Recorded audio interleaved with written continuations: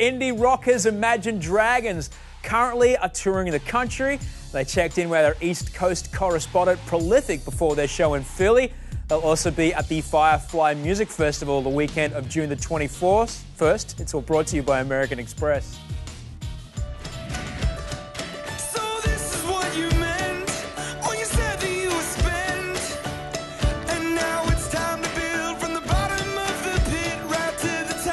I feel like not a lot of bands are like, oh, we're hailing from Vegas. Yeah. Why did you think it would be a better idea to launch from Vegas than, say, Boston? Vegas is still close to LA, so you can play there, but you're not in a, you're not surrounded with a bajillion bands that are all like trying to play the same venue.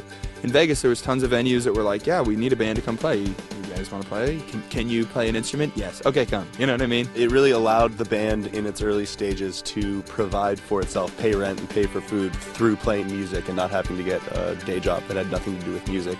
And I think that definitely helped the momentum of everything. Is that from the get-go, the band was performing, 6 days a week. It provided us with enough money to eat bean burritos and ramen. Let me just make that note. Not a ton of money flowing in, but a little bit, yeah. It sounds like college. Do you do sets any different when it's a small group of people as opposed to a large group?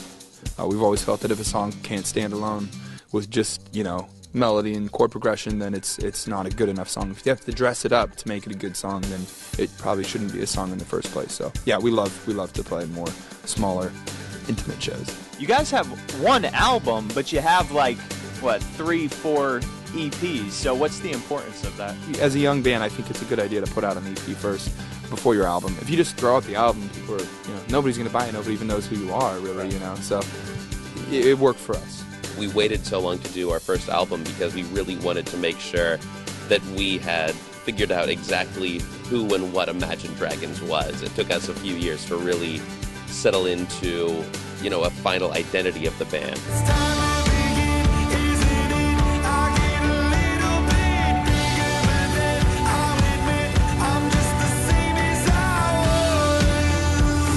With the song It's Time, you actually had that for quite a while. Do you think if you chose to not sign with the major label because you had it before the deal and you released it independently, do you think it would have been as big of an international success? We had labels make us offers previous to that we had turned down because we wanted to stay independent. And kind of what convinced us that it would work to sign was we met someone who didn't want to change anything about the band.